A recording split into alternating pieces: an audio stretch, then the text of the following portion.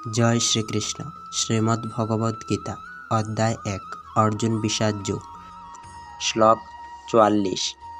অহবৎ মহৎ পাপম কর্তুম ব্যবসিতা বয়ম যদ্রাজ্য সুখলোভেন হন্তুম স্বজনমুদ্যথা।